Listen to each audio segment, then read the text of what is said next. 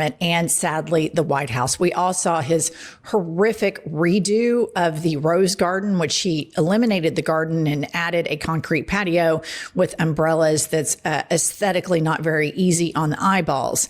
And now, of course, he wants to build his giant ballroom with an assist from industry titans and millionaires and billionaires who want to put their names in the ballroom. And I say, put their names on there. Let's see their names. Let's do it.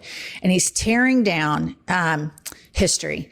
And for me, this kind of stuff, it saddens me a little bit. I'm far more concerned about the 170 citizens that have been abused, tortured, and denied due process by this administration. I'm far more concerned about people in the DOJ being told to lie and say that Abrego Garcia was MS-13 when he was not. I'm far more concerned about the egregious human rights violations and Kanks and all of his sycophants cooking the books as to the numbers on the economy. But this is a perfect metaphor for what this man touches. Put this up. The Midas touch. Just in, the White House has begun demolishing portions of the east wing of the White House to build Trump's $250 million ballroom, despite earlier claiming it wouldn't interfere with the existing White House structure. Before I kick it to pumps, I just want to say one thing. This brings me back to the way the Democrats govern. Little tiptoe baby steps that they take. And they govern in a sense that they don't want to upset Republicans, because if Republicans get power, then they'll do whatever they want.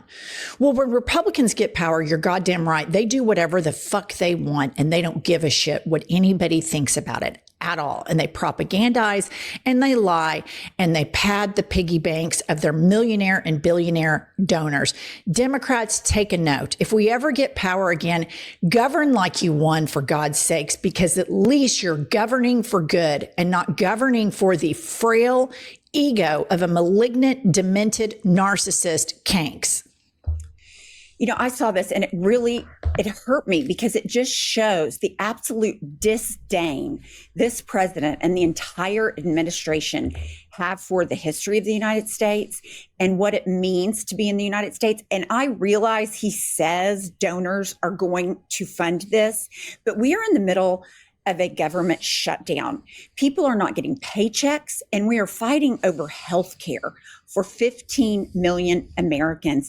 And he is spending money to make a ballroom to self-aggrandize. It is so repulsive. And I can't believe he's supposed to be this optics guru. The optics of this are just horrifying.